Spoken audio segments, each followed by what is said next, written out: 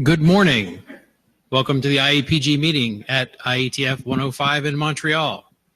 Hopefully you're all in Montreal. Okay, there's no note well. Jeff will get angry if I do the note well thing. Yeah, he would. We have five presenters, sorry, and potentially a sixth. So we're going to skip along pretty quickly between the presentations. If you have any questions, I guess the presenters can take those as they see. First up is Joel. We have about 20 minutes per person. Okay. If you don't need that much, that's good. Please, to the presenters, remember, you have to speak into the mic or people can't hear you. And you want to stand on the pink X so that the Medico people see us. And there's a clicker, and I'll get your presentation. All right. Yes. These graphics are better than mine since I basically don't draw stuff. Yeah. So this is actually sort of still recent news. Some of us have been more exposed to this than others, but basically anyone with a Linux box has done a little bit of work in the last month due to this particular complex of vulnerabilities. So, I mean, the basic gist of what's going on here is that there are various ways to panic your kernel using really small packets. And if you're a malicious client, you can actually get the server to participate in this by setting your TCP MSS rather low.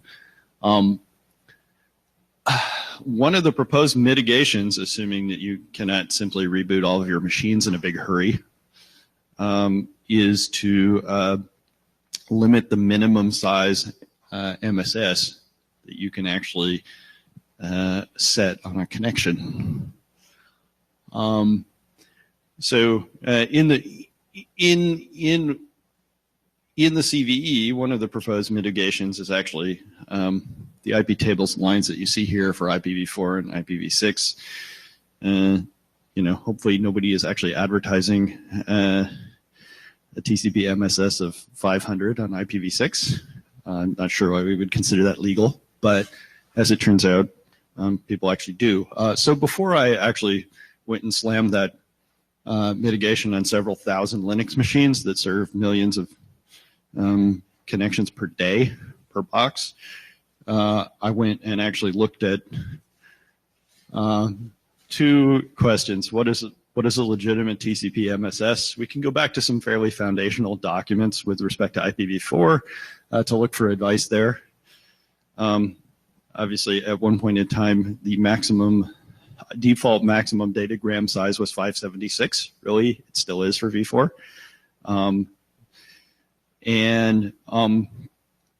You can, of course, obviously send a packet that's smaller than that, down to the size of your minimal amount of data that's associated with your TCP ACK, so about 60 bytes. One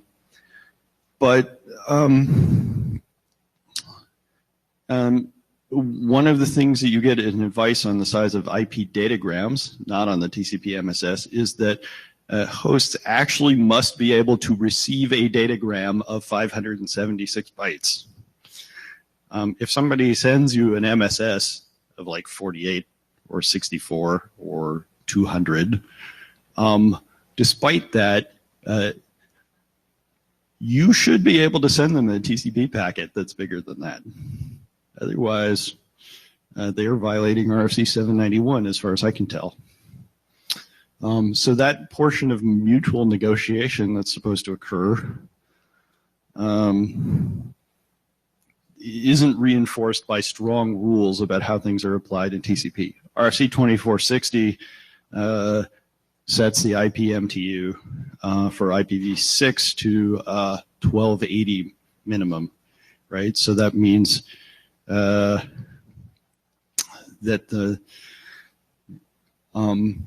the MSS you should be able to send a packet with that someone can receive from that would follow on to be 1240 or so.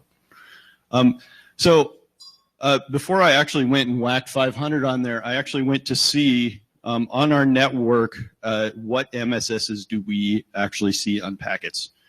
So I looked in our flow data, and that was kind of entertaining, but I didn't really believe it. So I just captured 100 million SYNs from 5 different locations in the network, and then captured all the values that were there. Yeah, so they do actually all fit on one slide, I guess.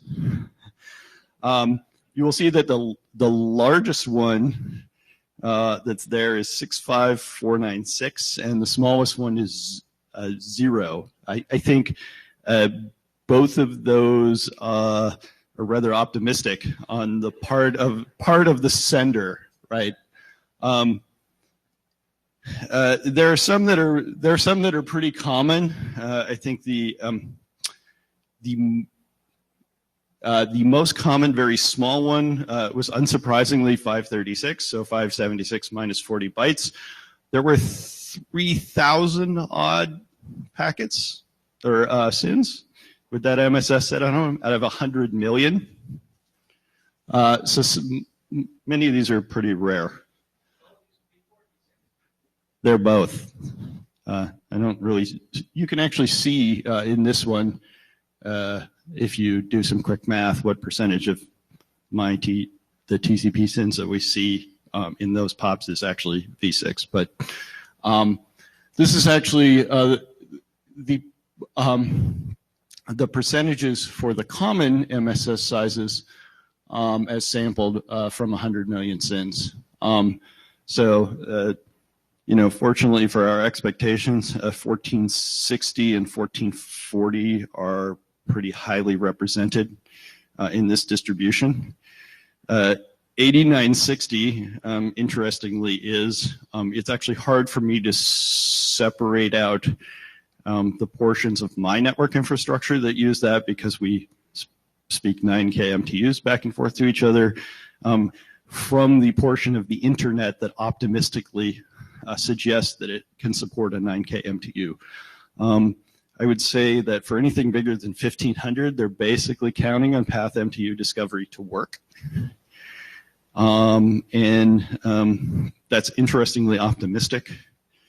But for the most part, we clamp those on their behalf so that it doesn't have to. So these are obviously just the MSSs that they sent us, not what we sent back. Okay, so if we look down here at the bottom, because I wanted to know if I was going to block small MSSs because malicious clients might be using them, what sizes would I see commonly down at the bottom? So out of 100 million samples, the only one that gave me pause was this guy at 512 and the one at 256. Those seem like interesting choices. Interestingly, I didn't see those in all of our pops. Many of these oddball ones appear only regionally. So there are particular providers or clusters of devices that seem to be associated with these kinds of behaviors. They're not generalized, i.e. The 256 one was most commonly seen in Northern Virginia.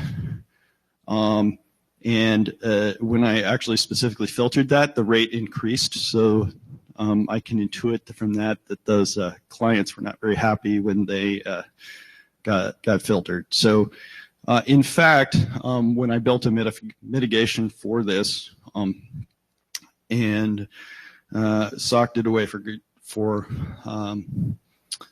future use, we put the threshold below that 256 number, because even though we are down here in the 10 to the minus 6th or 10 to the minus 8th in terms of frequency of things that we see, there's an awful lot of those. I guess in looking at this, one of the things we have to ask ourselves is what problems were exposed here. There's a generalized problem of poorly understood and infrequently exercised code paths. So we see a number of kinds of vulnerabilities. like that. IP options handling, IPv6 packet too big handling.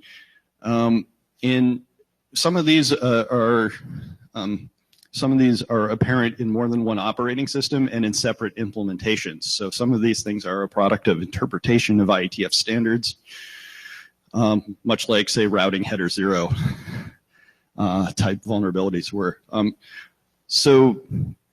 There are implementers out there that are looking at the advice that we provide and producing configurations that are notionally feasible but not necessarily compliant, or maybe they're completely illegal. But MSS is lower than 536 or 1240 seem to fit into that category.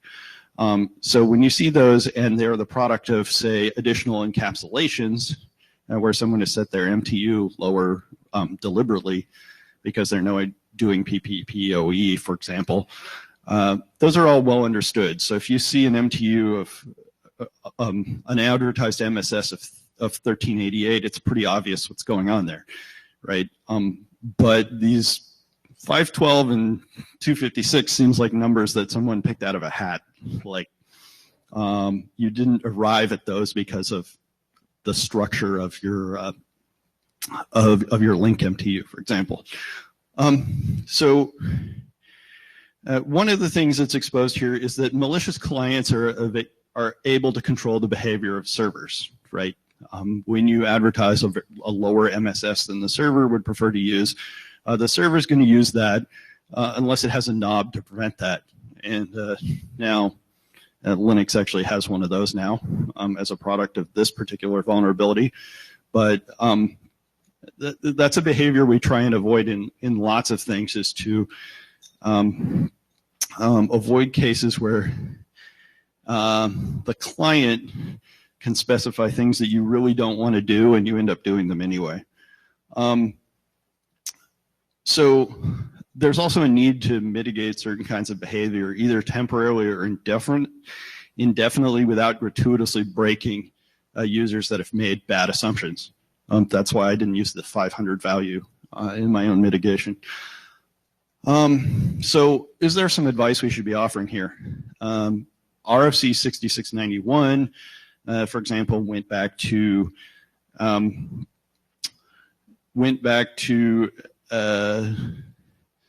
what we specified for MTUs and how to calculate offsets, and provided better advice, basically because of a lack of clarity. I think there's some argument to be made that there's more clarity that we could provide to implementers that would either prevent this sort of behavior or give me as a user license to ignore these things as bad behaviors. So the Linux kernel now actually imposes a minimum. That minimum is pretty small. It's 48. You can set that higher if you'd like. So if somebody proposes a lower MSS than that, you won't use it. So in our case, like we plan to set that to 200. That's not actually deployed yet, but there you go. So our reading of the document suggested we'd be well within the IP and TCP protocol specifications to enforce sending packets at minimums that are aligned with the minimum link MTUs or some value near them, as opposed to at 0 or 60 or 48. If these devices actually have link MTUs that will not accommodate a 576 or 1280 byte packet, they will break. Obviously in v4, the network could fragment those on your behalf. In v6, it won't. So too bad. Yeah.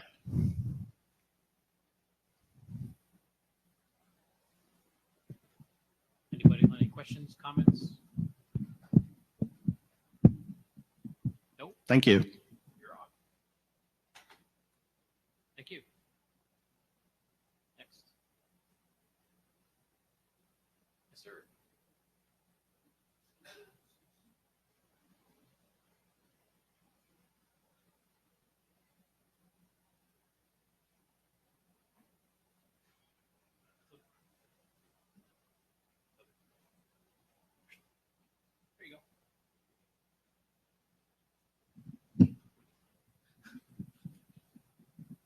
Good morning. I'm Kazunori Fujiwara from JPRS. I will talk about attack to PassMT discovery. It is a part of OAC 30 presentation this May. Attack to PassMT discovery is presented by IP fragmentation attack on DNS at RIPE 67 meeting October 2013 and domain validation plus for MTIM resident PKI at SIGCOM SIGSAC 2018. These papers show that some implementations accept ICMP fragmentation needed on the DF set with small MT value less than 576 and record specified value as PassMT value. And PassMT value can be decreased to 552 on Linux 3.13 or older. And the paper says that PassMT value may be decreased to 296. Then I would like to evaluate the attack.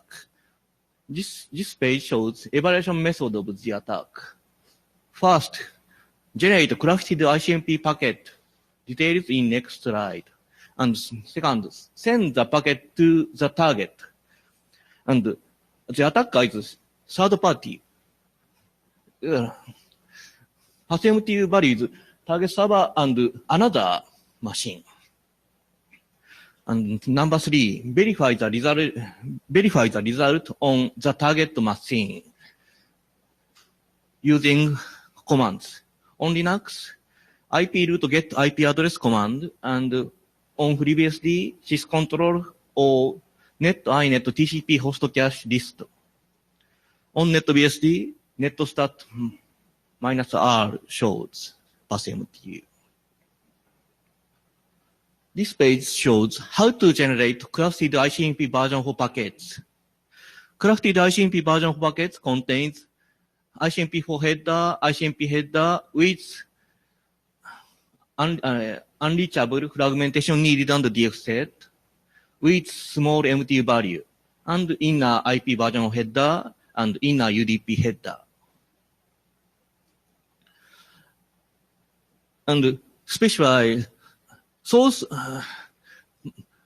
This source is malicious ICMP sender, and target is target victim server, and remote is and try to control remote to target to remote PassMT value. Okay.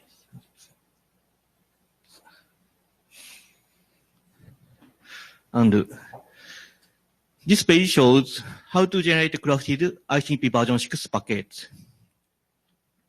Crafted ICMP version 6 packet contains ICMP version 6 header, ICMP version, IP version 6 header, and crafted ICMP version 6 header that contains packet too big with small MT value.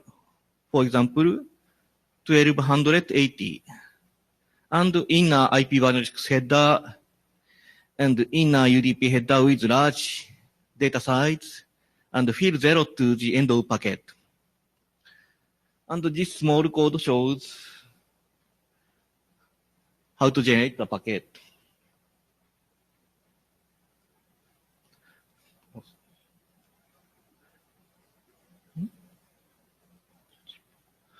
And this page shows verification of the result. On Linux 2.6.32, IP root get command shows that PassMT changes to 1280 on IP version 6, and PassMT changes to decrease to 552 on IP version 4. And this page shows verification result of FreeBSD and NetBSD. On FreeBSD, after attack, PassMTU cache changed and PassMTU decreased to 1272 and on NetBSD, after the attack, PassMTU changed to 1280.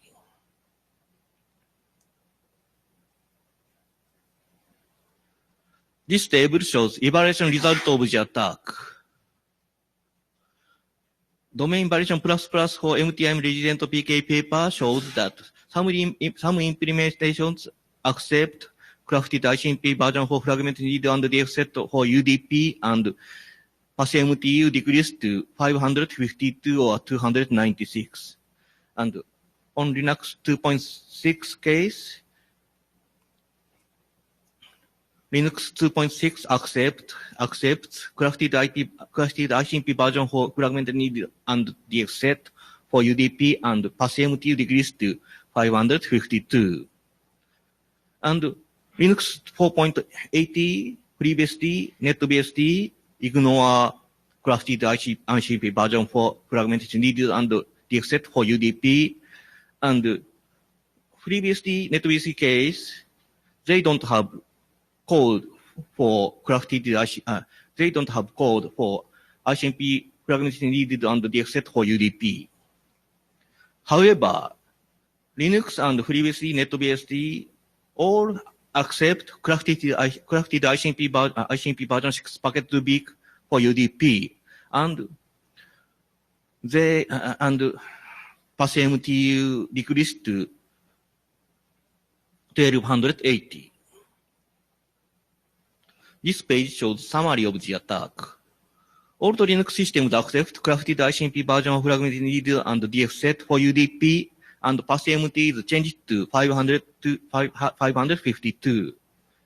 And BSD systems and newer Linux systems ignore ICMP version of fragmented needed and DF set for UDP.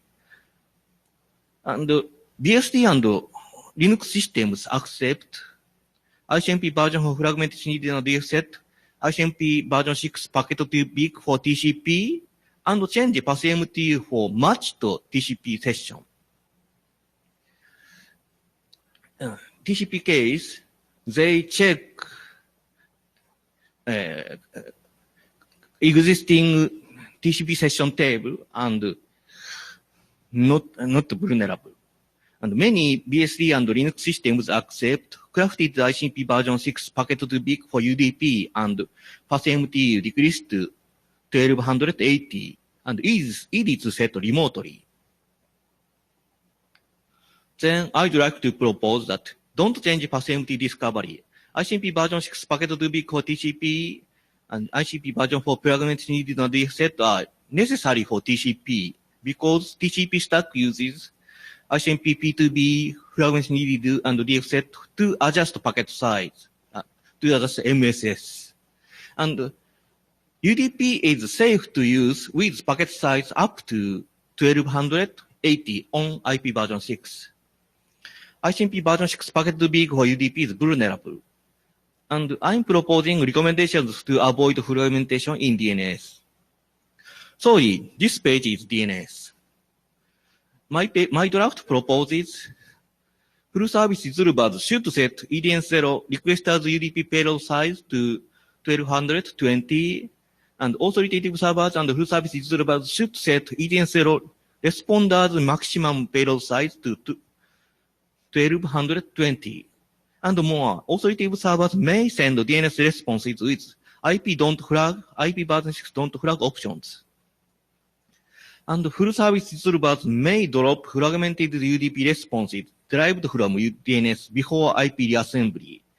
It is a countermeasure against DNS cache poisoning attacks using IP fragmentation. And conclusion and questions. IP version 6 packet to big is important for TCP. And however, many OS accept crafted ICMP version 6 packet to big for UDP, and PassMT value is easy to decrease to 1280 remotely. How do you consider about PassMT discovery and fragmentation? Limit 1280 or disable? That's all.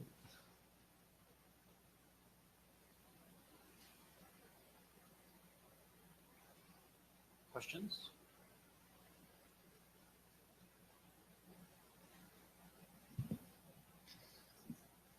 Yeah, Joel Yegley. This is definitely something I was thinking about in the context of could I get things to go lower than that, right? I don't see a real high value as a malicious agent in reducing someone's MTU from say 1500 to 1280, right? That's not. I mean. That's kind of me being an ass, I suppose, but like that's not nearly as costly as if you can say reduce it to 200, right? So, I mean, this is essentially a product of us using an out of band signaling mechanism because the ICMP message is not embedded within the flow that it's purporting to control. That said, like I think the question here comes down to implementation advice. Like, if we still want path MTU discovery to work, then out-of-band messages are, of course, necessary. If you want to do it in-band, well, yeah, there's other mechanisms for doing that are less susceptible to this kind of behavior. Unlike the case potentially in V4, particularly with really old like architectures where you really could reduce the MSS by a lot, I think this is less dangerous. I mean, if you're using a huge MTU, like say 65K, reducing it to 1280 is obviously quite detrimental to your performance and behavior. But, you know, those are not general internet cases. Thank you. I prefer 1280 MTU is enough, I think. Eric Klein, yeah, 1280 IPv6 decision to do 1280 seems like a better and better idea with every passing presentation today. This has been interesting. I think the original presentation as well about the fragmentation DNS attack that you mentioned in RIPE was also very detailed and fascinating. I think it's possible to do more sort of authentication, if you will, of the ICMP packet for TCP because you have some state tables. For UDP, you might not because the socket's not necessarily connected. It does seem like if a socket is connected, the Linux kernel should bother to at least check the connected UDP sockets to verify that. Does it do that? Do you know? Yes. If sender knows all sent UDP, all sent packet, then possible. Yeah, if it's an unconnected socket, it might not maintain any state about that. But if it's connected, it would have it. So it should definitely at least try to scan that table. I think that would make sense. Yeah, this I thought was also a problem with eDNS0's MTU advertisement.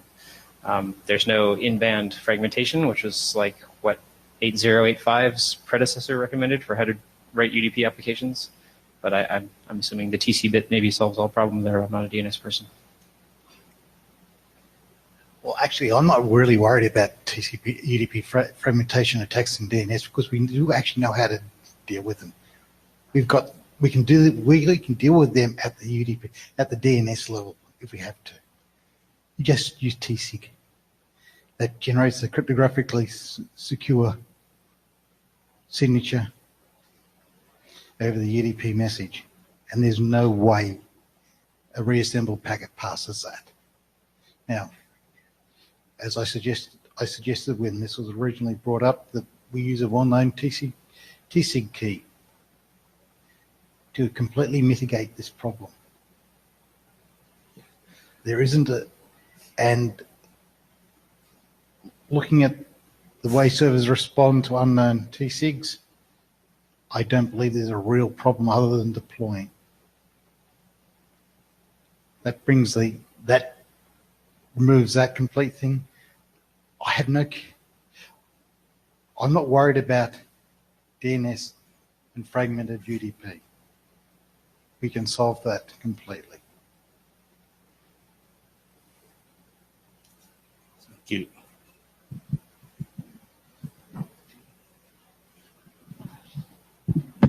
right, thank you very much. Mr. April.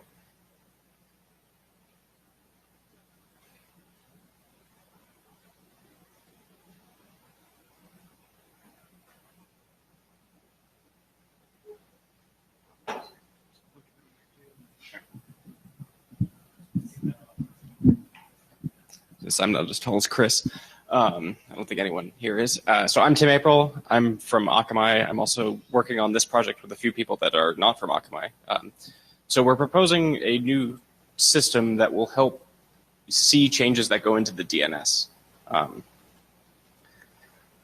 So the overall goal of this project is to try and make it so that anyone who wants to see changes to the DNS in near real time or as close to real time as we possibly can get that data without having to go and pull the data yourself from the authorities. So the problem was back in late last year, early this year, there were a bunch of attacks on the DNS where attackers would get in, make changes very quickly, and then change them back, resulting in some queries, some changes going unnoticed by monitoring systems all around the world. And the nature of these short-term changes made it so that like mobile devices and things that were online but not actively doing any, or not actively having users interact with them, may have sent either credentials or all sorts of other stuff to those to the target machines where the data was changed. So the problem was so the registration model that is used for the DNS. Many of you probably already know where the registrant talks to the registrar, to the registry, and then to the name servers.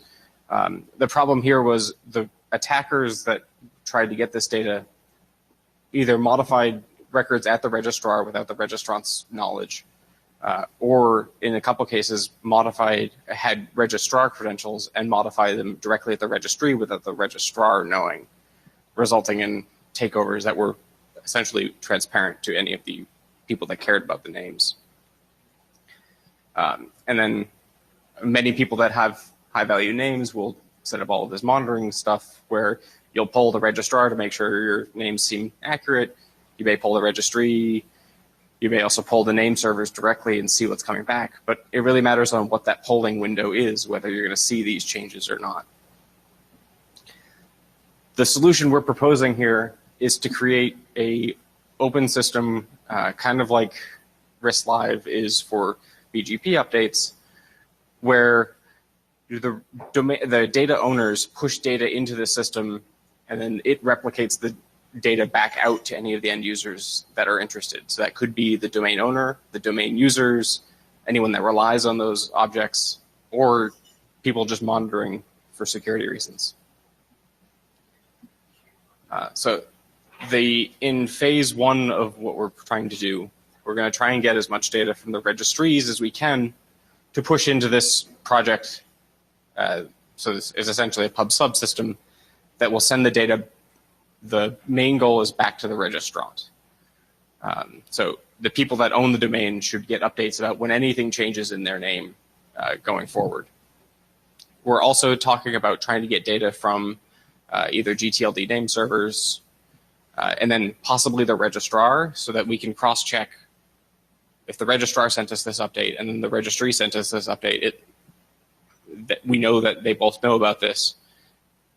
What about the registrant? Did they send any data to us? If not, then we might notify them, or we might change how these notifications happen.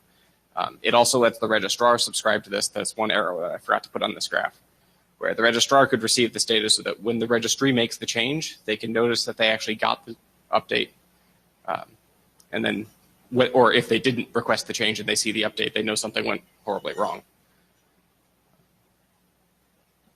So we modeled this off of this somewhat of the certificate transparency model. The one major change that we had that we built into it was that we were going to try and build some monitoring and alerting on top of it, just as a way of like you'll still be able to get to the full log, but we wanted to make it so that you could also get real-time updates for whatever you're interested in, so you're not having to go and crawl the entire log all the time just to see the changes that you really want to see. So as I was saying, the data we want in is data from registries. Mostly the public zones that are out there, where think kind of like CZDS, the Centralized Domain Repositories Service from ICANN, but more up to date and faster. We have no interest in contact information. These slides are from the ICANN meeting, and I knew that was going to be a hot button topic if we were wanting who is information, because I don't want to deal with GDPR. And then we're hoping to output both a raw feed, so anyone who wants to go and look at the data can see it, and then the filtered updates for whatever you're interested in that could go over email, SMS, a webhook. I don't really care how you get it. If you're interested in this and want a different data format, let me know and we'll see what we can do. So the things we're working on now, we're trying to create an independent entity for it rather than putting it through some corporation or some for-profit company, so that it's a real open project rather than tied to some company. And then we're actually starting to build a POC with a few different data providers that we're hoping to get up before the end of the year, up and actually sending data to the end users. We're mostly presenting around a whole bunch of different places to see if people are interested in this. If you're a registry and we want to provide data, I'm happy to talk, or you can reach us at the contact information at the end of the slide. If you're a registrant and want to subscribe to this sort of thing, let us know and what your use case is so we can make sure that we try and cover that. If you're representing some sort of company and want to try and either help with resources or funding or something like that, we're happy to talk. Mostly we're deferring a bunch of that until we get the organizational bits stood up. Do you want to jump in now, Jared? Or? Hi, Jared Mach. I'm just curious, this seems like it might be something that would fit in the DNS org wheelhouse. I'm curious if there's a reason why not to park it there versus creating a new DNS monitoring organization. We had some conversations about that. I'm trying to remember back to why it ended up that way. I'll have to. I was just curious if there was an explicit or implicit thought process, and you can say, "I'll talk to you later offline." As well. Yeah, like it's something that we will consider, that we had considered, and I'll see if we actually ruled it out or not. And then the other things that we're looking for is if you have experience with nonprofit stuff, that's something we're actively trying to work on. Sorry, go ahead. Hello. Quick question. What's the license of the code developed? We're trying to make it either MIT or GPL. Thank you.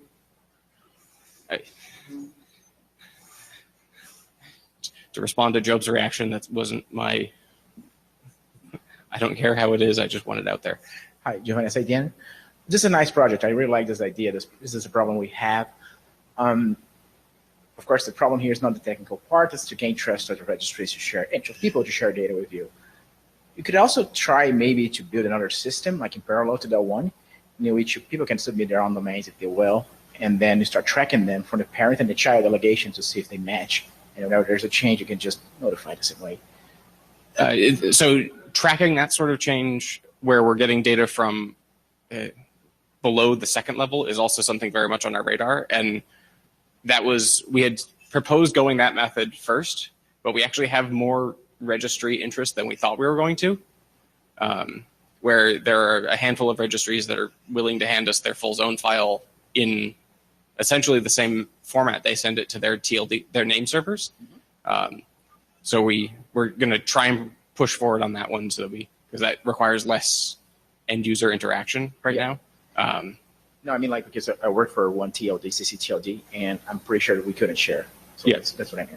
And it's we're hoping to get the TLDs we have online first, and then go to the next level down, and then try and target the other CCs after that. That's a nice project. Thanks a lot for doing this.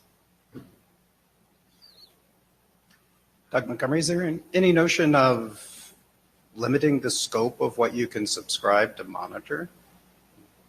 In some sense, your resources, or can I subscribe to monitor any and all resources? We were planning to try and make it so you can subscribe to whatever you'd like to.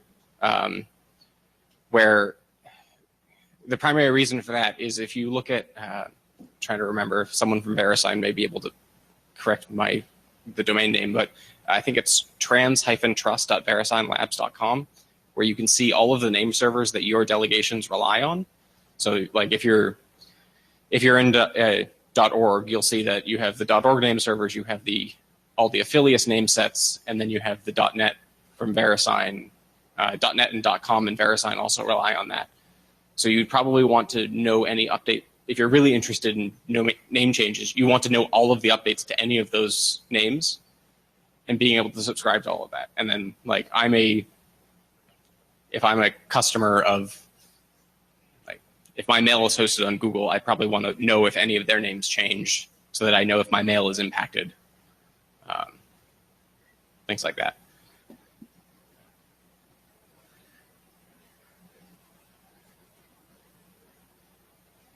Randy Bush. The DNS is pretty big, so I think the subscribers are going to want to deal with scoping in many ways.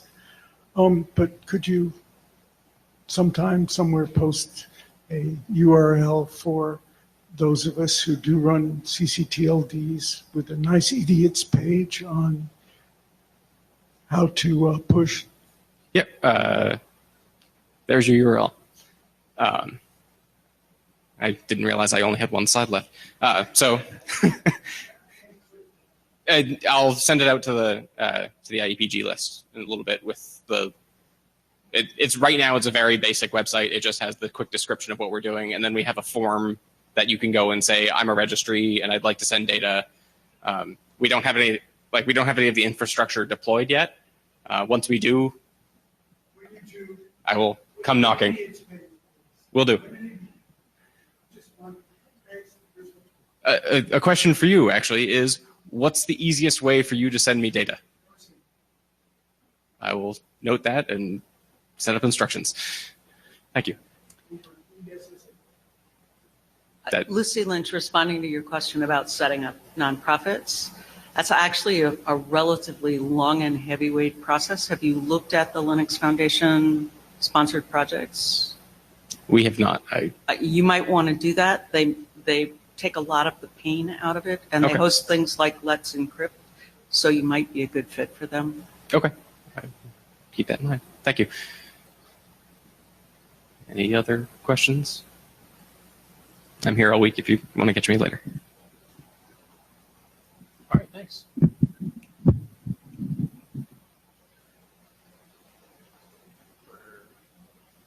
We're down to just the last official presenter. Oh, yeah, where are your slides? I know you did. I sure did. Wait a minute. So, yeah, we can do you instead of Randy, or we can do Randy and then you. Oh, Randy, you're up. I'll figure this out while we do that.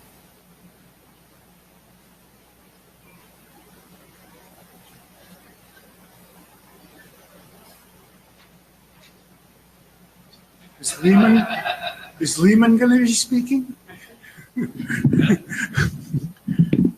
So, hi, I'm Randy from IIJ Research and from Arcus Inc. How many people here remember in mid-April a DNS attack mess called Sea Turtle? Please, this is scary. This room's half DNS people. Come on. Okay, so what happened was DNS registration systems are a hierarchy, and a hierarchy is as strong as its weakest link. Bad actors were discovered by, I think it was Cisco Talos group, to be breaking links at the CCTLD and other TLD levels, and forging, and so on and so forth. No, this is not a talk about the DNS, but it's a talk about the weakness of hierarchy. And we have another hierarchy, which I did spend some time in. Luckily, Job, who invented it, is now promoting it much better than I could, and I'm relieved, but that's the RPKI. And it has the same weaknesses as the DNS in terms of a hierarchy. It has the same security model for the small deployment of DNS, which is object security as opposed to transport security. Okay, so if you can break things up chain, you've got it. And it has the way it is currently deployed, it has one wonderful additional brilliant weakness, which is all 5 of the registries at the root of the registry hierarchies are authoritative for the root. That is as if D.DE was also authoritative for dot. All 5 RIRs claim authority over 0/0. This is brilliant. Okay? In the security universe, the question isn't when this will be attacked. If this will be attacked, it is when this will be attacked. Okay? We're starting more and more. Thank you very much for the people who are deploying and for people like Job who are putting a lot of effort in getting deployment out there. We need to get the security of the system and the operational reliability cleaned up before the disasters happen, not after the first disaster happens. And it will happen. So some of the things we can do are pretty obvious. And getting the registries not to be authoritative for 0/0 is just one small step. Rudiger, you're ready to leap to the mic. Why didn't we talk about this 2 years ago? Because then it wasn't this way. Because I'm not usually used to you being snarky. Rudiger and I did talk about it 2 years ago, is his point, and we didn't succeed. I'm trying to explain that we tried to talk about it from an authority angle, and it was a bad model. It's a security problem. It's not just an authority problem. That's it.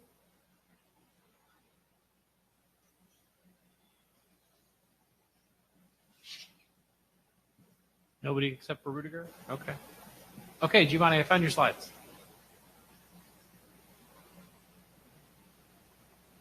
But I found them, but I have to actually open them. Randy's time's up.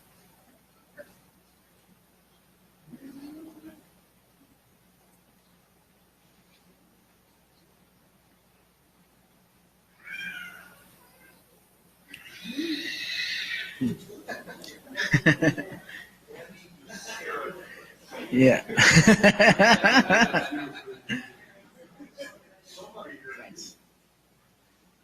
Right, so I'm standing here between you and lunch, but I think it's too early actually for that. So good morning, everybody. So this presentation is actually a work that I did together with some colleagues at ISI and also at the UPF. It's a topic that usually splits the crowd, the TTLs on DNS. So what happened, like we had a study last year on IMC, on TTLs and denial of service attacks, and we show how longer TTLs protect the users when there's denial of service attacks on authoritative servers. And I presented that to the ops folks at the CIDN, and they were like, all right, so it's nice to know that, so which TTLs should I use? I was like, oops, that's a different question. I haven't looked into that. So that's what it's trying to do here. This study has just been accepted last Thursday for publication at IMC this year in Amsterdam, which is perfect timing for this meeting. We have put online the submission version at this URL if you're interested. We're going to, of course, create a revised version with the comments that we're going to get last week. and that will follow, will be online as well. Now, caching is the cornerstone of DNS performance. We know like a 15 millisecond query response time is real good, but 1 millisecond is far better coming from a cache hit. And as I said, we did this study last year. We'll look how caching protects users from authoritative service attacks on DDoS attacks on ALF servers. And the thing with TTLs and DNS and caching is that the DNS TTL set at the zones that can actually control caching duration at resolver site. So it actually affects latency and resilience indirectly, actually very directly. And there hasn't been a lot of evaluation on the topic. I've just mentioned here two studies. There's some more on the paper we mentioned. And no research actually provides recommendations, or in the context of the IETF, I should use the word considerations.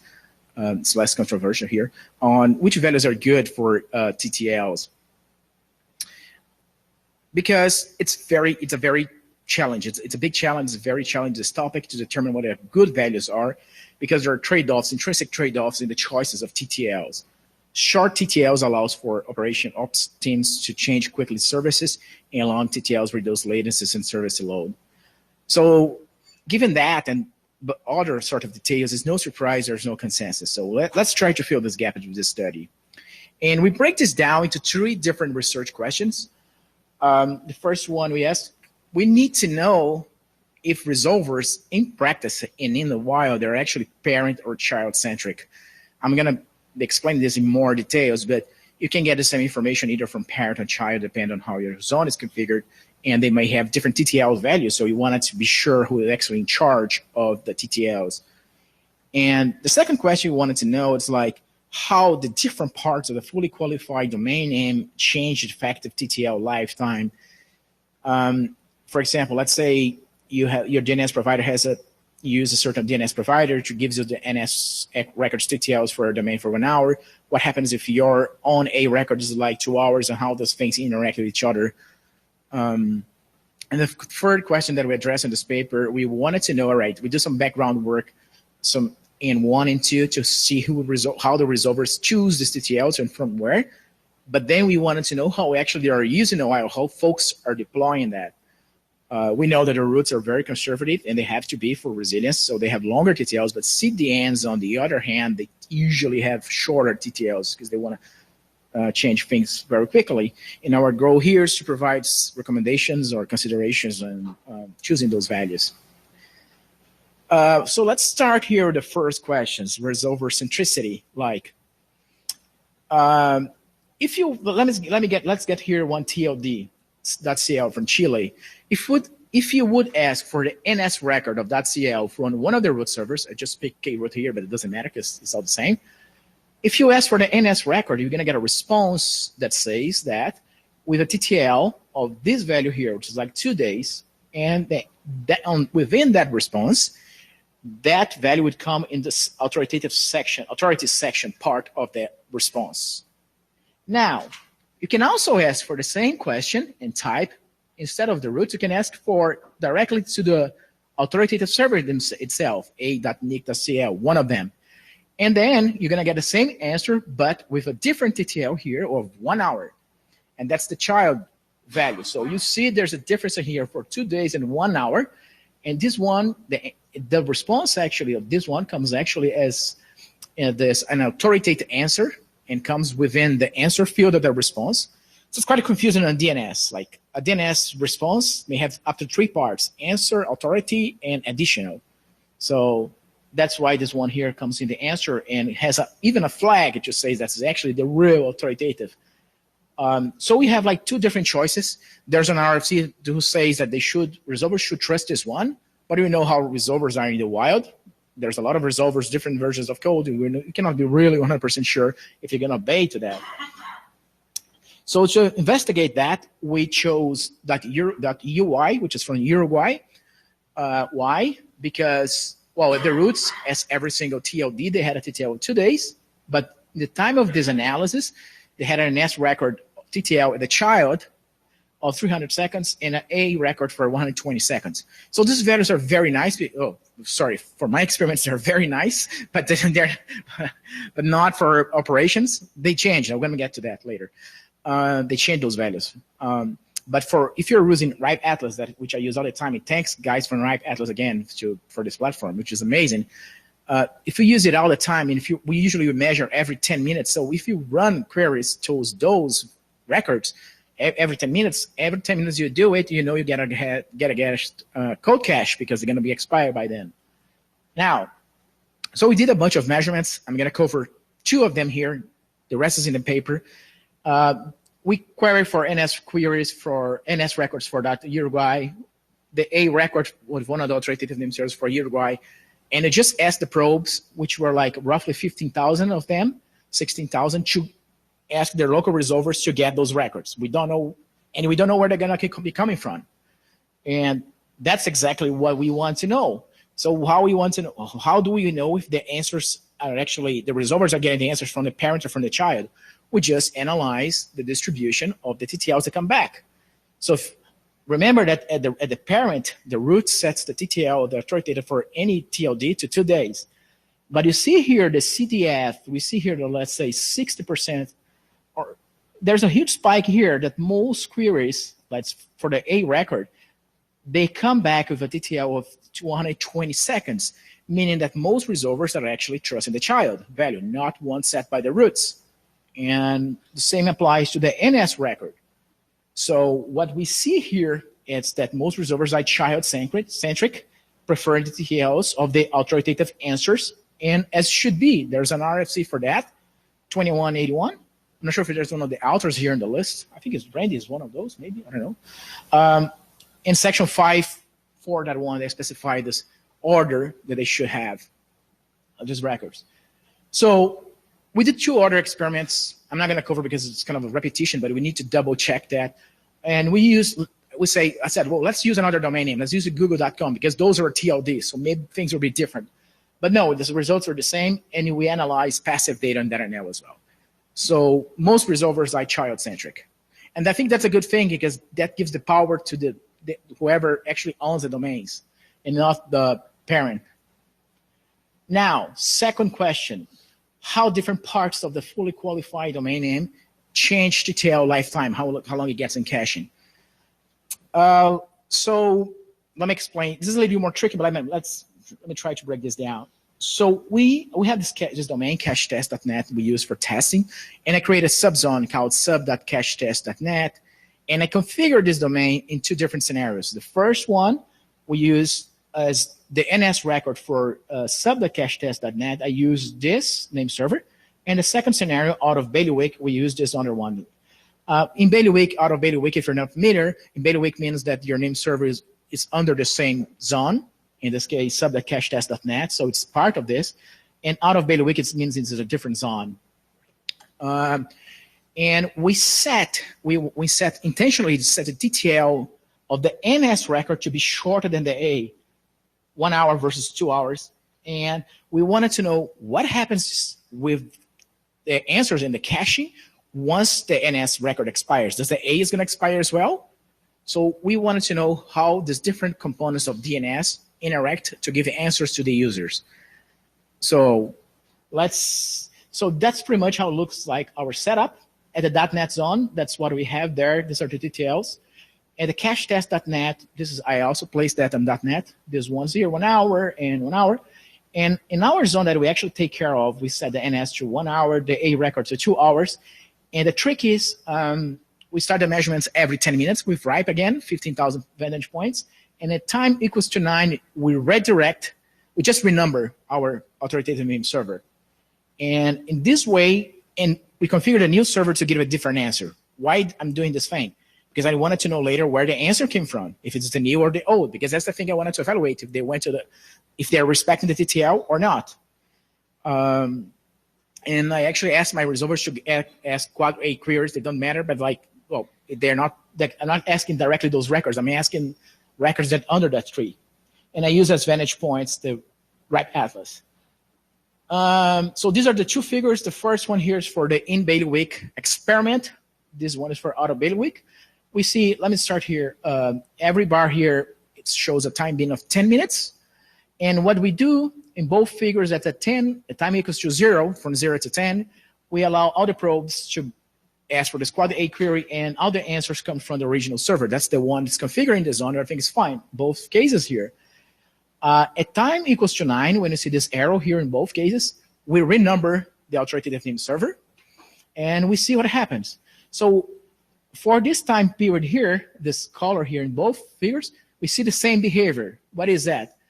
People that knew they were having cached the values of these previous records, they still keep on going that because both of them are still valid, both A and NS. So nothing really new here. People that didn't know about that, they go to the new server because that's the one that's currently available. Now, that's when it gets interesting here. Here, only the TTL of the NS record expires because they had the TTL of 1 hour. So once it expires, the resolver has to refetch again that information. And we see here for the in-bailiwick experiment, most queries are coming actually from the new server, but a very different scenario here from the out-of-bailiwick. And most answers come actually from the old servers. So what is actually going on? In both cases, the A record still, in theory, is still valid in cache. So what is actually going on? And after that, some of them, after both expire in the second error here, some of them will keep on going to the original. This is a stick resolvers. These could also be sticky, but I have to drill down this once because this is very surprising for me, by the way, but I don't think all of them are sticky. But the difference is and that's an important thing here. Once your NS record expires and the resolver is going to get that, this is just an example of an in-bailiwick configuration. If your resolver is going to give this answer to you, but they're also going to include the glues here. If you don't, in this way, even though you had an NS record which has a duration of 2 hours, just by asking the NS in the in-bailiwick configuration, you're going to get also the glues. So the resolver is going to get that information, it's going to update the cache, or try to figure out where this answer is located and update later. But if it's out of bailiwick, you don't get that. You just get the authoritative answer.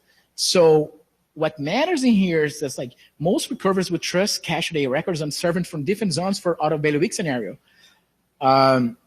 So the independence of the records actually depends on how your system is configured, your zone, if it's out of bailiwick or in bailiwick.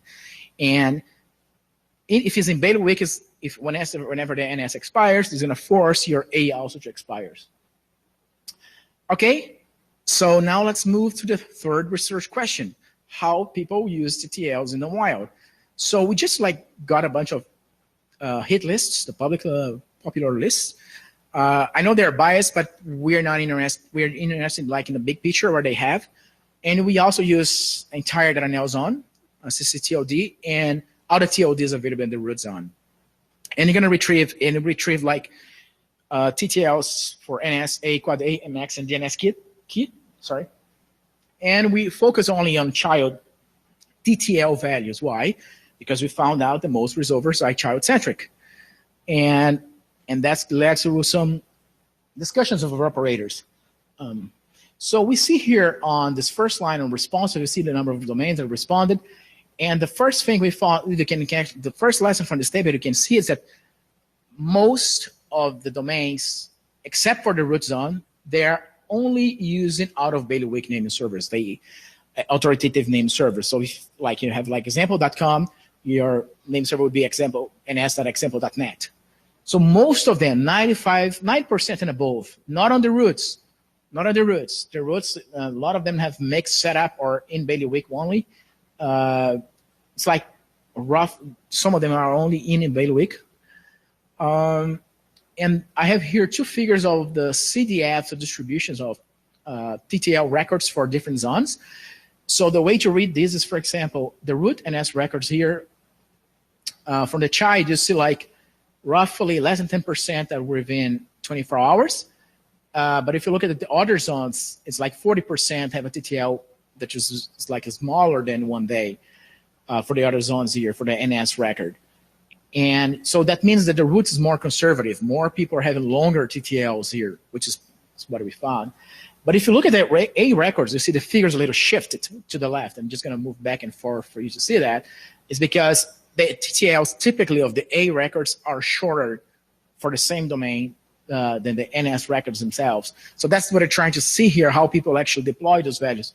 And umbrella, it's a list, and I think it's the only one in our list that doesn't only have like second level domain information. They have like fully qualified and have a lot of CDN names that they have like many parts of, and those look like CDN domains. They tend to be very short-lived. Some of them use like only for one-time signaling, and that's why you see the umbrella list here having way short TTLs than the rest. Like 60% they have less than 10 minutes, which is like a lot. Now, so then we look at this, and I mean, if I have to choose, we first look in the TLDs. We found that 34 of them had a TTL for the NS record, which was under half an hour, and 122 under 2 hours on the child delegation. And we contacted 8 CCTLDs on this matter, and 6 responded. So 3 of them did not consider this question before. 2 said it was intentional. They were changing the infrastructure. They want to keep it low TTL values because if there were problems, it would be easy to reshuffle, reroute stuff. And 1 said it was the way they got it from the client because they are just an operator for this TLD, and they keep that way. And the cool thing about after the notification, we found that 3 TLDs actually increased the TTL of their NS and A records because they were not aware of that. And that was like, I didn't expect that to happen. But there were folks having a 30s. I mean, I'm going to get one case here of Uruguay. Sorry. It's something. Oh, yeah. It's not passing. Oh, Chris, can you help me on here? Yes. Next slide. No, back. Back. That's second. Oh, you've broken it. I'm not sure what. This one? I think next. No, here is fine. Or it should be fine now. Can move forward. Or next one. Next one? Yeah. Next one. 22. Yeah. Whoa. It's not working. Certainly does not look happy. Maybe you could open outside the browser. Outside the browser? Who knows? I don't think this thing has anything but a browser on it, man. Oh. All right. Oh, yeah. That one. Yes. 22. Probably because of the CDF and.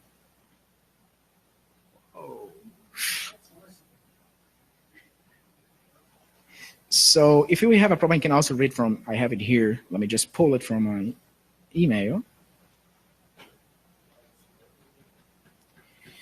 So there's,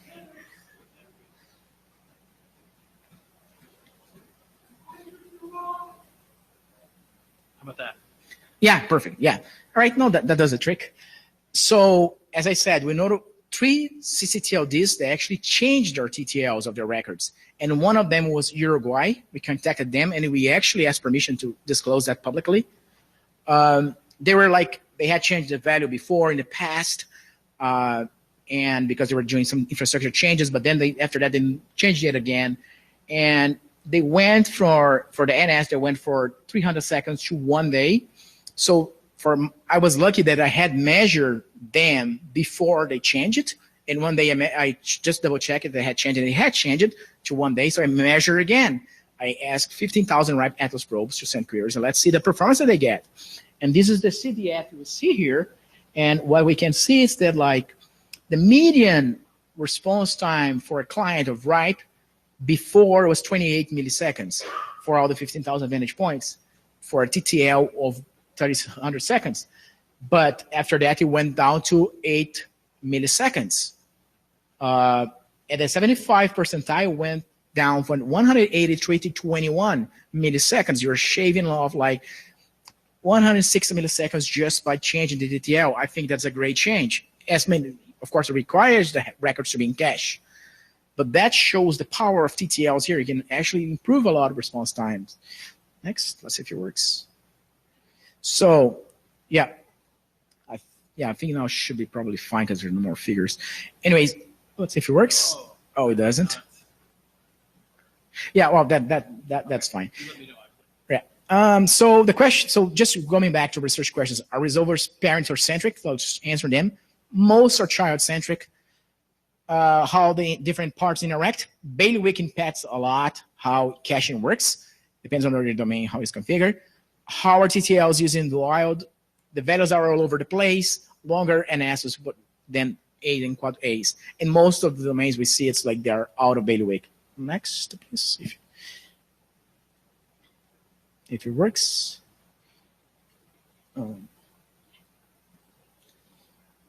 Oh, it's another CDF. Probably it's heavy to load. Definitely is a problem. Let me see if the end here.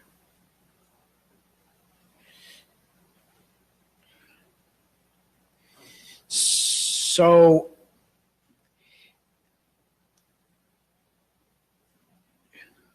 slide 24. If it's not loading, we can go to 25. It's also fine.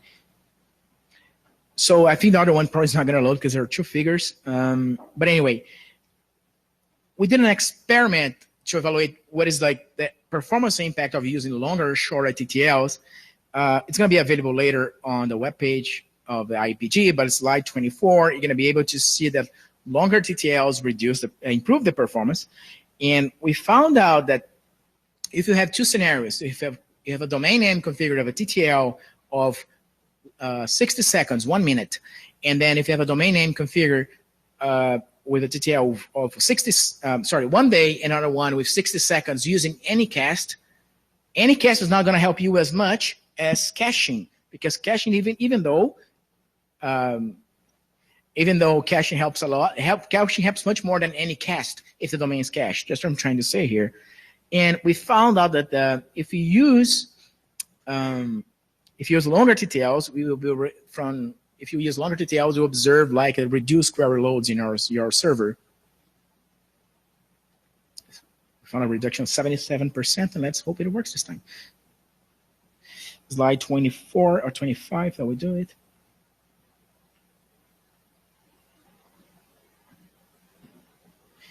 Yeah. It's not like whatever's on 24. Yeah. There's 24. So that one. So you see here, that one, that's exactly what I said before. On this figure here on the left, you see the red color. We show the TTL of a domain for the bright probes towards one authoritative name server in unicast single location. And you see here the curve. And if you use a TTL, change the record and run in the same unicast for a server that actually has a TTL, for just in a TTL to 1 day, you see the performance improves a lot.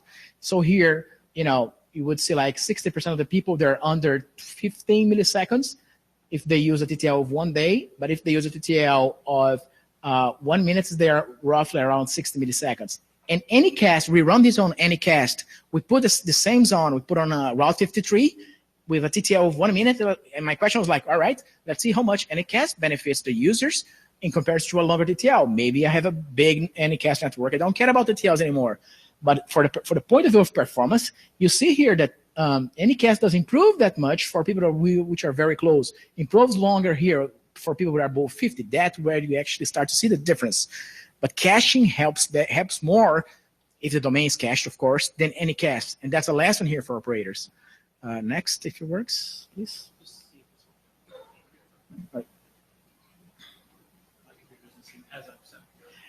Yeah, I generate those figures in PDF, and they tend to have a lot of data points. Sometimes they become heavy. Let's see.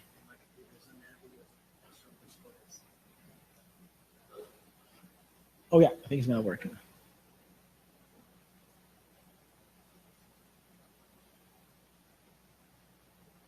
Yay.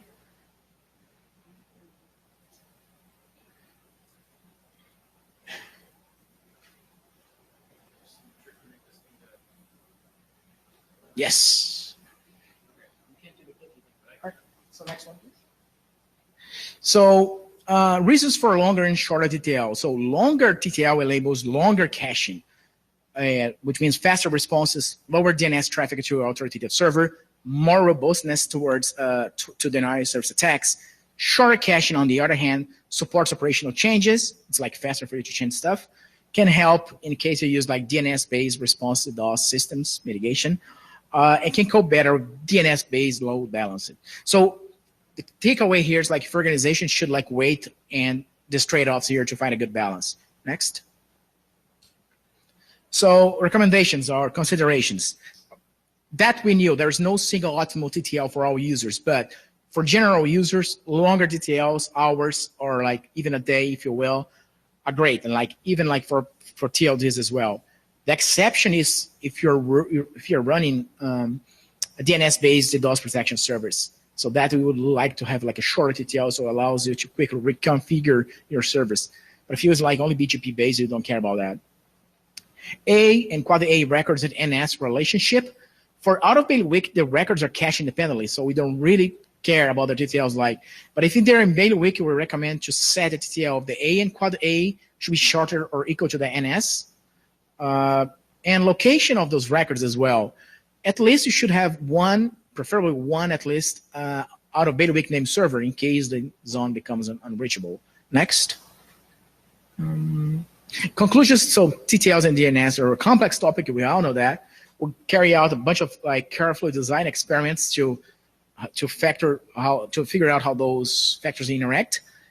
We show that in the wild, there's a little consensus on how TTL values are used. And what I really liked about this paper, like the discussions of the ops teams for some CCTLDs actually led to improve users' experience. And in short, longer TTLs, if you can't do that, just do it. And this is also a very good timing because we have a draft now on IETF, just this last line, Jared. And we're proposing considerations for DNS ops, and we're going to present that on Tuesday. And consideration number 5 about TTLs, it's all based on this paper now. Thanks. Any questions? Hi, Jared. I was just curious if you were able to infer behavior from different software stacks of how the caching hierarchy interacted based upon whether or not you got the which answer you received. So the way they did is measurements, like I used Ripe Atlas, and we kind of agnostic because I don't know which resolvers they are and what they do. I haven't looked into the problem, but I know someone who's looking into that. His name is Rafael. He works with Roland. I'm sure if Roland is here from University of Twente in Holland. He's actually looking to every single resolver version and to see what they're actually doing, because that's a different contribution, of course. I was looking into the big picture, but we need to know if the vendors are compliant to the RFC. Yeah. I'm curious because I know many years ago people used the additional section for different attack. Different attack vectors and stuff to go and poison, caches and stuff. And so the fact that you can tell which answer, because there's different answers in different places, you know which answer you received. Yeah.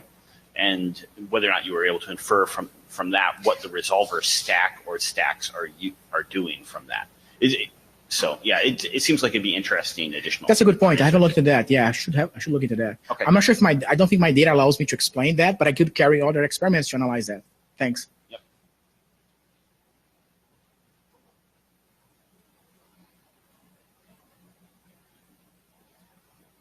I think that's it then. Anybody else? Good questions? Nope. All right. Thanks very much. Thanks. That was cool. Jeff.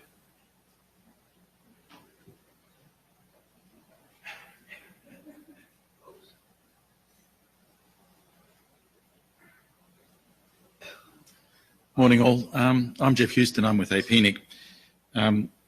As Randy observed, Iepg meetings are exclusively for DNS and BGP and nothing else. And so Joel and the MTU work were merely aberrations. But, you hadn't had a BGP dose this morning, so you're early. You're not allowed out in the room until midday, so you've got to have your dose of BGP. This is actually a summary of an awful lot of data. I was going to say 2018 was last year. This is... Oh, okay. You'll actually see why it doesn't really matter. BGP is wonderful because of all these pieces of work. BGP is the one protocol that brings the entire internet back to you. Your details might vary with my details depending on where you sit in the routing mesh. But the whole issue about routing protocols is you get to see a complete topology of the entire internet. Not perfect, but not bad. And so in some ways, it gives you some amazing insights as to what the internet did. And if you take all of route views over all of its data, which starts around 93 in terms of hour by hour, and this is hour by hour, huge amount of data, you actually see the major events that happened in the internet.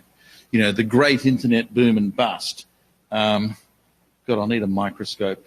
Just around here somewhere, you know, it happened. Big boom and bust. What actually really happened was the rise of consumer DSL. And that fueled through the early 2000s. And this whole thing about consumer-based internet drove inexorable growth. This is V4. But the remarkable thing is about all of this, that was when we started running out. That's the date at which IANA ran out, then Iepg, then RIPE, then LACNIC, and then we seem to be running on empty and running at an increased rate in terms of the routing size, even though we're not pushing more addresses into the routing system. So there's something going on there, and let's have a look at it. This is 24 months in detail of every peer of route views and every peer of RIPE's RIS. Bizarrely, route views sees more prefixes and oddly enough actually more addresses than RIS. They have much the same growth model, but in Europe there's certainly almost a /8 less of fine-grained detail in routing of address span than in route views. A number of possible reasons about this, including perhaps the notion of ghosts, prefixes that are sitting in the route table that were withdrawn at source but just continue to hum around in the routing system because the withdrawal is not universal. So yeah, an odd divergence. Average growth rate, much the same. And we can break it down in detail. And don't forget, there are no more new addresses. That's 2011 over there on the left, and that's when we ran out of really pushing large amounts of address space out into the internet.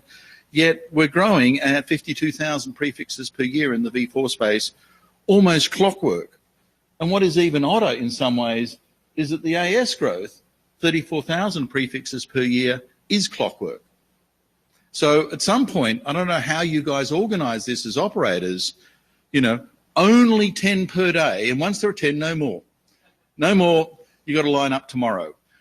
Even on weekends, it's phenomenally uniform in terms of the growth rate of AS numbers. BGP for traffic engineering is still BGP for traffic engineering. Absolutely nothing has changed. Over that same extraordinary long period, the amount of more specifics, which used to be half of the routing table, is now 54% of the routing table, i.e. around half. So no matter what we say and the message about aggregate, aggregate, aggregate, aggregate, whoever's not listening is still not listening, and whoever is listening was always listening. And so the basic message has never really changed. The only thing that's really changed over those last few years is the average size of a routing advertisement. Because there are no new addresses, right? The address span that's being advertised the last few years has been constant. So how do you get all those new routing advertisements in? You advertise smaller and smaller prefixes. The average routing size now spans 4,000/32s. It used to span around 7,000. So the average routing element is getting more and more finer as we progress. That's the address span, and you can see from around 2016 or so, that was the amount of address space that's being routed in the internet. We actually haven't unleashed the rest of the unadvertised addresses into the network. That's now relatively constant, sitting there at around 170/8s being advertised, and then just no more is coming out. Whoever's sitting on unadvertised addresses is sitting on them. Whoever was going to sell has possibly sold. I don't know. But we're not seeing more in the routing space. And the other thing that's pretty constant is the average AS path length. And that's going to be relatively important, but that's remained constant forever. Where I sit, it's a little under 6 ASs. From where you sit, the actual value might be different, but its consistency might well be much the same unless you change your own routing. So this is another one. This is the amount of adjacencies. Now, the people on this list might vary depending on where you sit. Where I sit, I see Hurricane Electric with the greatest number of adjacencies, AS6939, but that's me. You look at yours, you might find a different one. But what you will find is around 9 to 10 ASs have an extraordinarily large number of adjacencies, number of neighbours, more than 1,000. About 2,000 or so have around 10 or more adjacencies, and everyone else is out on the edge, 1 or 2 adjacencies. So that it almost looks like a power law distribution. It's not exactly obvious who sits in the top slot as a global constant, because I don't think it is. It depends on where you are, but that shape is the same no matter where you are. So the internet is very heavily not even a star network, it's a dense black hole kind of network where a very small number of folk do the bulk of the transit routing and everyone else just attaches at the end.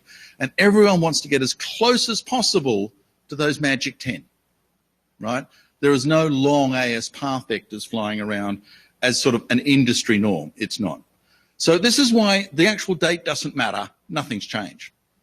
The growth plots, it's just business as usual. The number of entries has reached, a magic 750,000, and it's keeping on growing at much the same rate. 52,000 entries a year, 34,000 ASs a year. And quite frankly, the way we're doing this, shorter and shorter prefixes, but exactly the same topology. So what about address exhaustion? Well, Aaron ran out, just really ran out. Afrinic's going to go in about May next year. LACNIC late this year. APNIC and Wright both have these last /8 policies, dribbling it out. APNIC late 2020, maybe if they change their policies, and I think they have to a /23 or something. It might last a bit longer, but effectively all that's left is sort of dribbling little bits and pieces. So what's driving growth right now in V4? Is it all transfers? Are these last /8s the factor, or is it leasing and address recovery? What if you take a snapshot of the routing system at the start of the year and a snapshot at the end of the year and eliminate everything that's in both tables? So the new stuff, you look at it and say, when was that allocated? So what appeared through the year, and when did the registries claim they give it out? In 2010, 80% of all the addresses we saw in the routing table at the end of the year were allocated within 12 months before when they first appeared. So in other words, you got an address, you routed it, and that was the major source of entries into the routing system. This is every year since then. And what you notice is it's a very sort of similar curve, but it keeps on dropping. So last year, only 20% of all the new addresses I saw in the routing system were actually allocated or assigned by an RIR in the last 12 months. Which kind of figures. What isn't quite so obvious is that almost half are really, really old. Really old, more than 20 years. So this is almost predates the RIR system. This is getting into legacy space. And what's happened in the intervening period is more and more of the legacy space relatively is bleeding back into the internet. And the amount of sort of transfer and trading actually hasn't changed a lot. This is the major factor of what's driving new addresses into the internet. I can look at that in a bit more detail by looking at the total amount of addresses that are marked as being out there, the amount that's advertised, and the amount that the RIRs are saying is out there, but I can't see them in the routing system. So that's that unadvertised address space blown up. And again, this gets interesting. Address exhaustion happened around here. We had 50/8s that weren't in the routing system. We now have 48. So this whole idea that transfers and trading would unleash a huge amount of address space that was otherwise dormant isn't supported by the facts. And in fact, the last 12 months were even more amazing, that the amount of unadvertised addresses actually rose, not fell. And there are a number of large transfer deals where the end result was the addresses that were previously advertised are now not advertised, which again is sort of anomalous behavior. So the drawdown from the RIR pool, just under a /8. The change in the unadvertised space, though, much, much higher. That's the text, yeah? You had a question. Joel Yeagley, I can't speak to the details of any particular transfer, but I would observe that one of the things that people tend to require when they do transfer them is that the previous prefix announcements go away. So that actually means that some existing advertisements have gone away that I know of specifically prior to the address space being transferred. This is kind of bears out with what we see too, and the predominant factor we see in the movement of addresses is towards various forms of CDNs and cloud providers. And they do go away. We're probably going to see them again at some point. But in this case, the go away was more than 3 months. So a relatively long quarantine period between previous use and next use. So we assigned some addresses from the RIR system, relatively small, but 2.1/8s actually were dropped into the quarantine pool. We'll probably see them again a little while later. And most of that was actually heading towards the cloud providers. Now, so far as I can see, the biggest buyers, not ISPs, cloud providers. ISPs don't seem to be doing much. V6, well, exponential growth. For all you V6 folk, you can smile. It's still exponential. It hasn't gone linear yet. This is probably, for them, really good news. Jared. Yeah, actually, I had a question on the last slide. Yeah. He's Jared Maunch. He's from... Yeah, the speaker identified me. Thanks, Randy, though. So I'm still Jared, even just in case Randy forgot. I work for somebody. If he's interested in that, I'm curious if you've extrapolated out of the legacy space when you think that will exhaust, or do you have a slide on that? I don't have a slide on it, but right now it's impossible to create a model that says it exhausts. If you look at that trend where there was a slight downward curve, but then it healed back up again, signal to noise kind of says we're going to sit between 45 and 50 for an awfully long time, and the stats aren't draining it. Now, I don't understand the market signals out there. You know, I was sitting there going, at $20 it's a steal, wait till it hits 1,000, and I'm still waiting, right? And maybe all these folk are waiting till it hits 1,000. I don't know. I don't know if it's a price-based thing, a logistic thing. They don't even know they own it. But, you know, there's no clear model of when that runs out. I'm still Randy, but occasionally I try to have manners. Two things. One is I'm aware of ISPs purchasing address space from customers, legacy space from customers, and putting it in their back pocket for next year's customers in non-small amounts. I'm not talking /8s, but I'm talking 16s.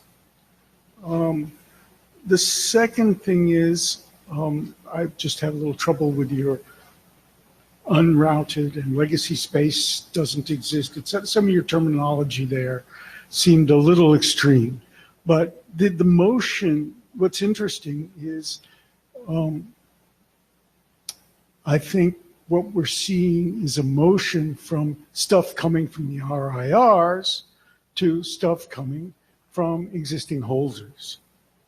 And if I were an RIR, I'd be very happy that I chose a rental model instead of a sale model. I'll go back to this graph, which is, I think, what you're referring to. And this relatively large pool of addresses that appeared in the routing system that weren't there at the start of the year, whose original allocation age was a long time ago, and indeed in some cases predating the RIRs. And the observation is just that number is increasing. You know, the percent each year gets bigger.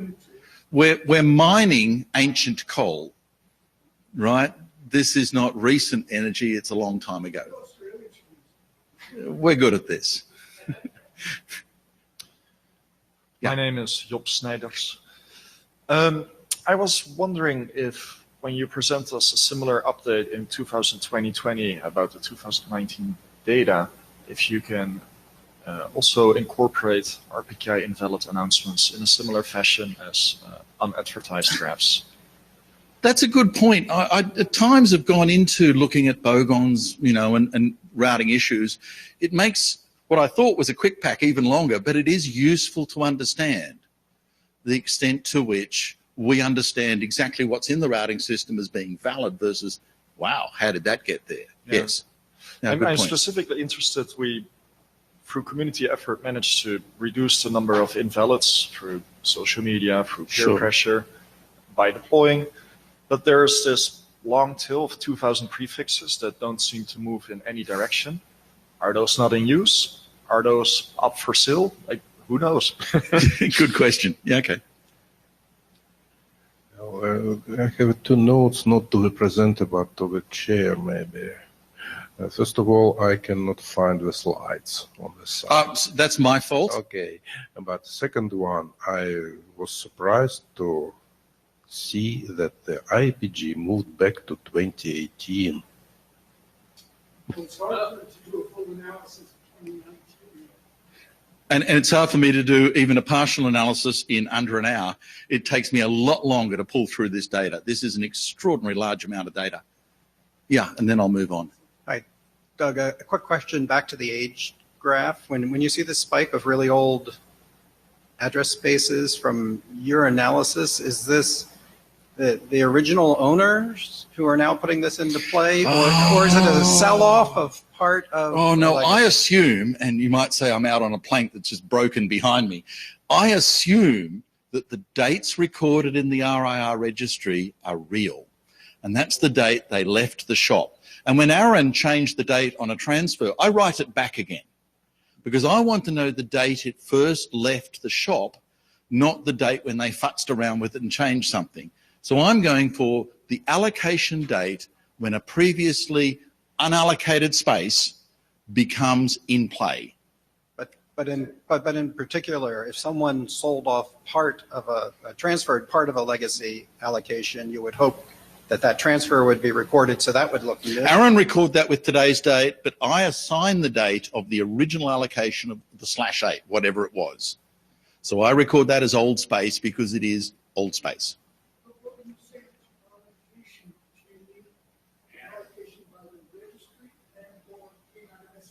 Yes.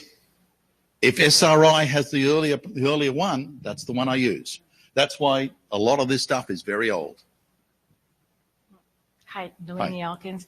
You know, I'm curious as to the makeup of this unadvertised space. There's a lot of rumors that the U.S. DoD is setting on a whole bunch of space, and it's a little, I said, there's a lot of rumors around about people have squatted on it. So I'm just curious, what are your thoughts and opinions on all of that? The data is open. You can look too.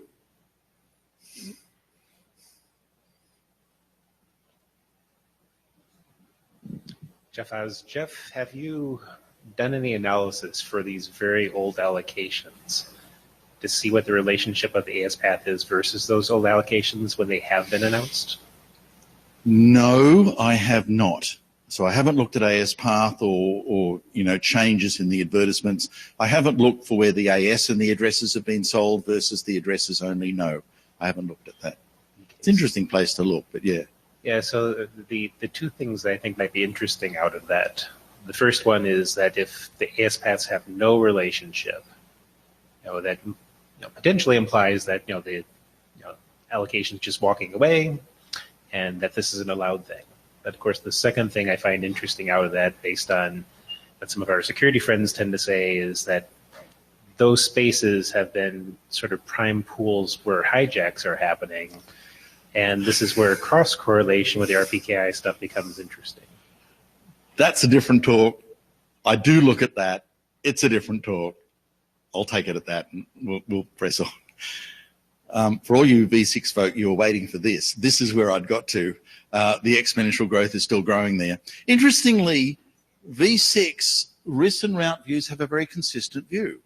Now, this is a recent routing table. It's only a decade or so old in reality. There are fewer ghosts. And one of the issue is, to what extent is the V4 table full of prefixes that are actually unadvertised, but withdrawals haven't fully permeated through the entire system, and no one's going to permeate a second gratuitous withdrawal.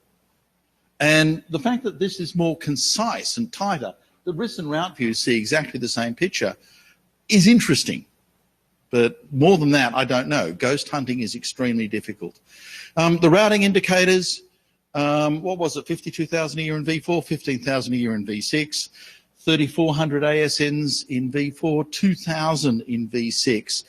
So that growth curve is slightly higher than linear. So V6 is certainly accelerating in growth faster than V4. More specifics, 1/3 of the routing table, predominantly 48s. If you were filtering on 32s or 35s, you wouldn't see an awful lot of V6. So more specifics at the 48 level, and also quite a lot of 64s where I sit. Your routers are going to melt one day. Take up a lot of the routing table. And the average routing size is now sitting at around a 32. So if you're filtering at a 32, again, you're going to miss a lot out of here.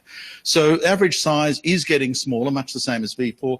I've had to resort to a log scale because V6 is crazy.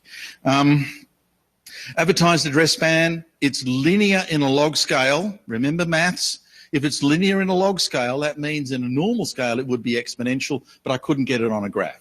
So that means it's growing, and it's growing at an exponential rate. Take my word for it. The interconnection in V6 is weird. And I suspect, because this is a relatively long baseline, it's the slow decline of the V6 tunnel overlay network and the increasing use of native connections actually means that this is behaving the way we would like it to behave. You're actually seeing something closer to the underlying topology. The fact that it's still noisy says there's still more work to do. And part of the reason I think why Hurricane is still up there is Hurricane did do a whole bunch of V6 tunnels. So again, your view will differ depending on where you are. The V4 shape, the V6 shape in connectivity, exactly the same. Small number of players right in the middle. In this case, only 2 AS numbers from where I sit have enormous numbers of adjacencies. You will probably see a different number from where you sit, and you might even see different players there. It's all relative.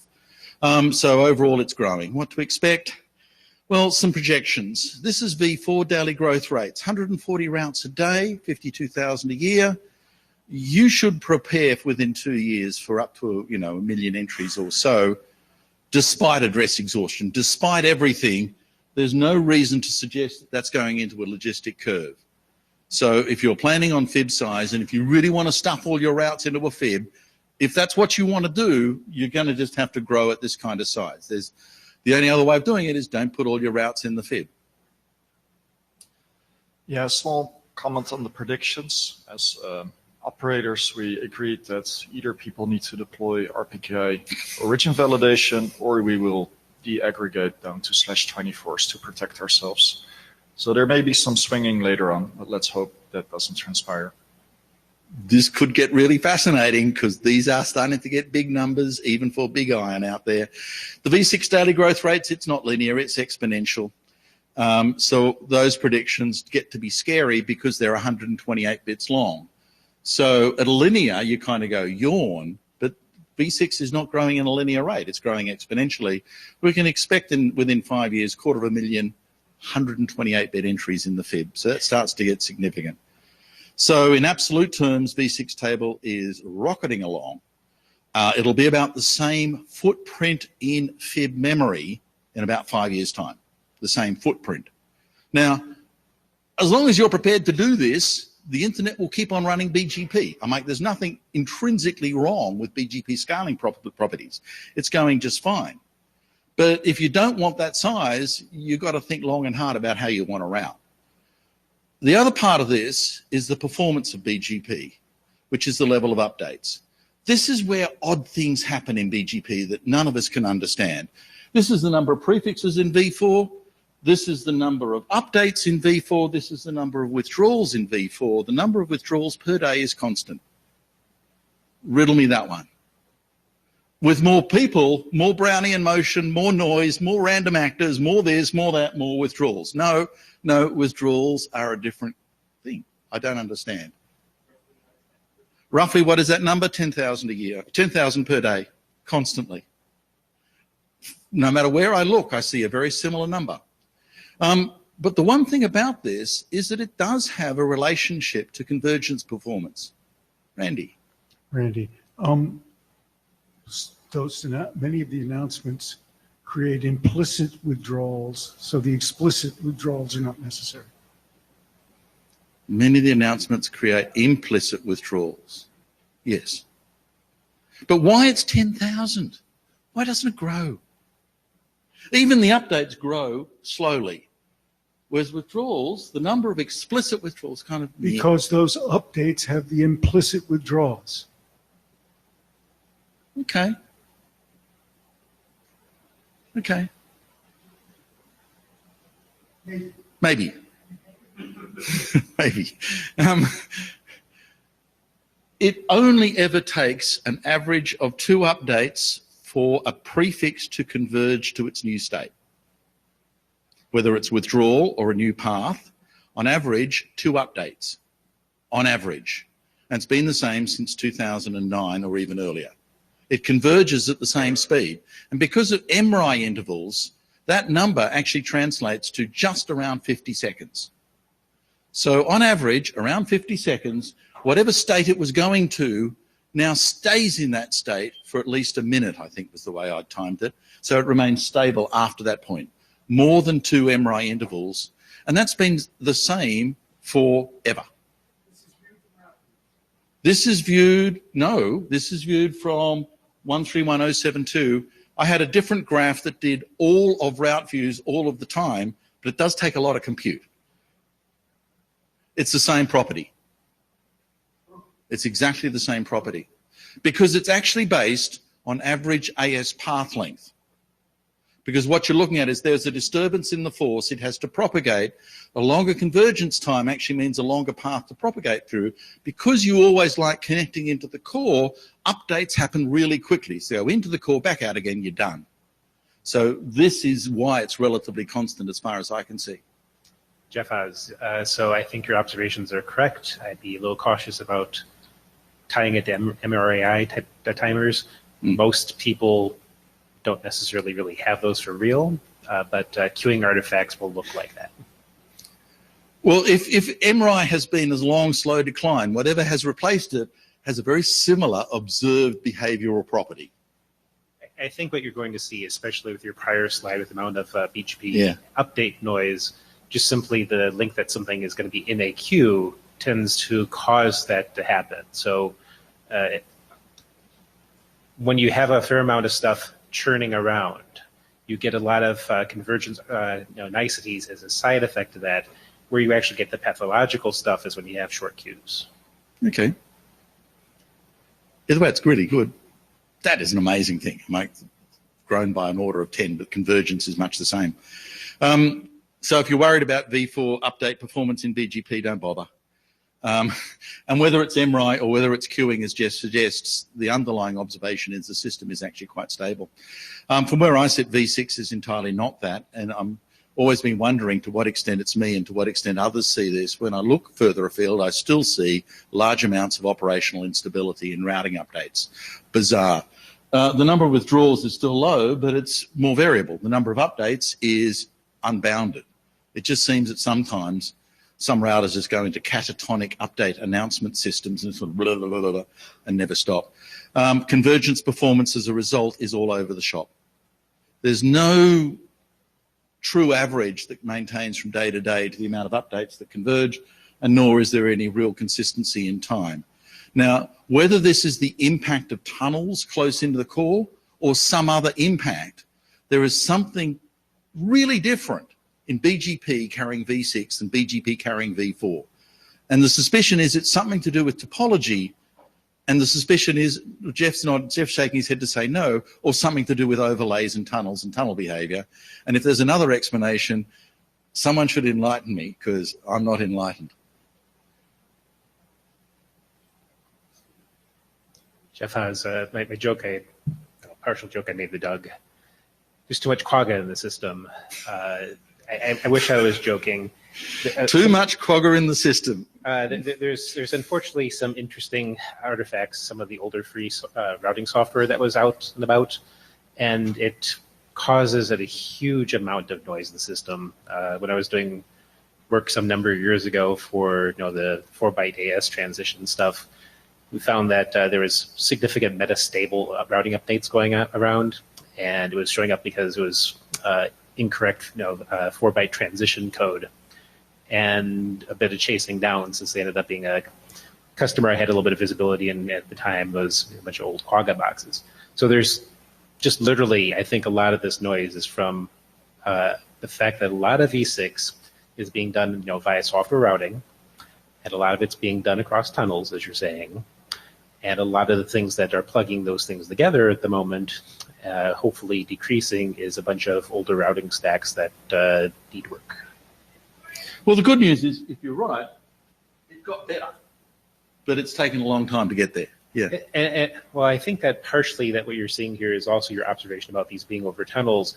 As we get to more and more native V6 connectivity and the tunnels go away, people are shipping their routes across actual routers, which tend to actually be a little more stable versus over the things that are problematic. Okay, thank you. Randy Bush. Many years ago, some Australian nut said that V6 performance absolutely sucks due to tunnels and crazy peering agreements and so on and so forth, but that as more money started resting on V6, this will get fixed.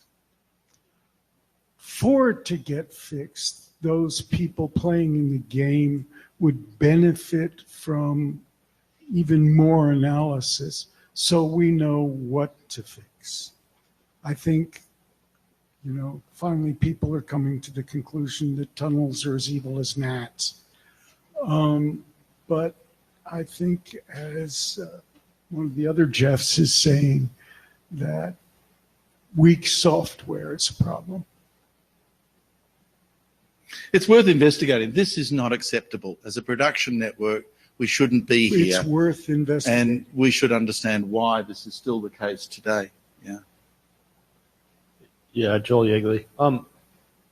Yeah, I mean, that certainly is historically the case. Like, I can remember circa 1998, the reason our BGP implementation was shittier was literally because it was a different platform, because the SUP 0 Cat 6500s that we had running the core did forward V6 at that point. And so, like, literally the Cisco 7000 that was sitting in the corner was doing the V6 overlay network. So it was literally shittier. I have observed in the process of building adjacencies in exchange points over a long period of time that people apply the principles of benign neglect to their deployment of V6 peering. If you take down a V4 peer, they notice pretty quickly, weirdly, because the traffic that they were saving a lot of money on stopped flowing. If you take down the V6 one, most of them don't notice for some time. Dual stack, happy eyeballs, yes. cures every sin. Yeah. Your V6 peering with Google tends to get a lot of notice because, like, the YouTubes flow over it. And so that property of benign neglect has been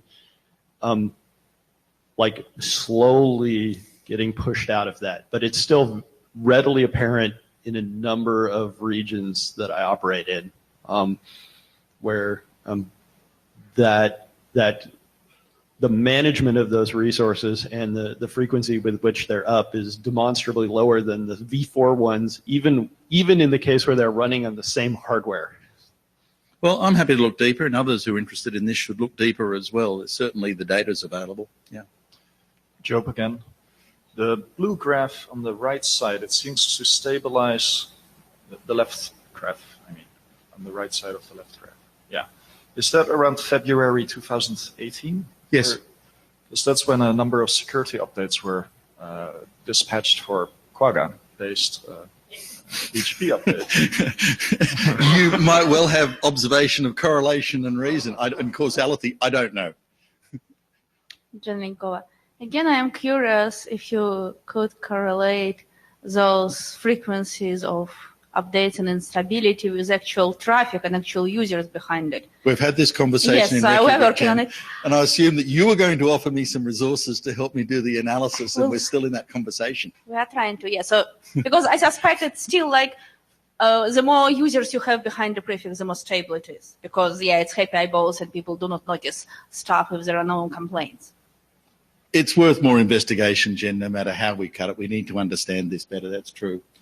Do you need to run a successor protocol to BGP? I don't understand why you would need to in terms of, is BGP failing? No, it's not. Is it scaling? Well, it seems to be. There's no great sort of cracks appearing and no great huge holes in performance or even size. As long as you've got the money, you can create the hardware, it will keep on working as a protocol.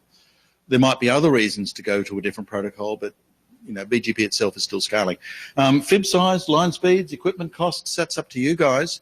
Nothing's going to get cheaper. The stuff is still going to grow, and as V6 grows, it's going to place more pressure on that. What you put in your cache, what you offload's up to you. But the routing space itself is going to keep on growing as far as I can see in both protocols.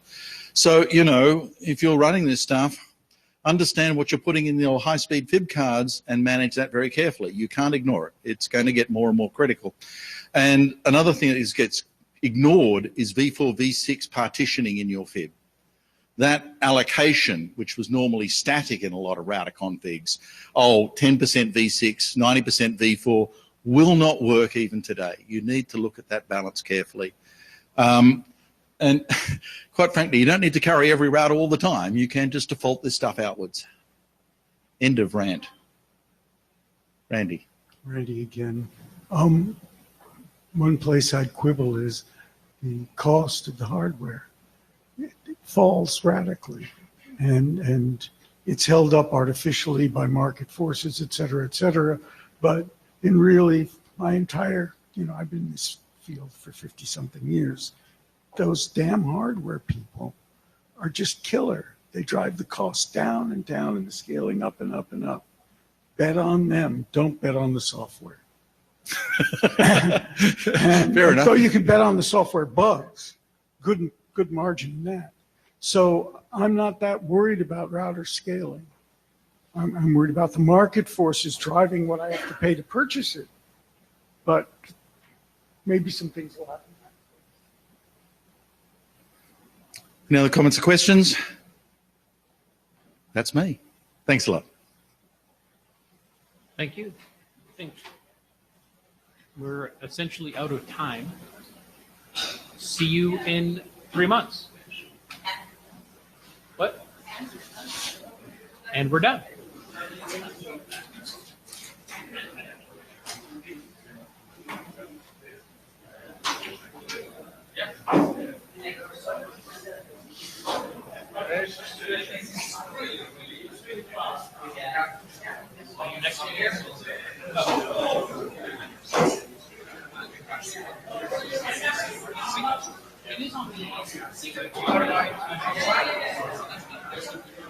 Oh, so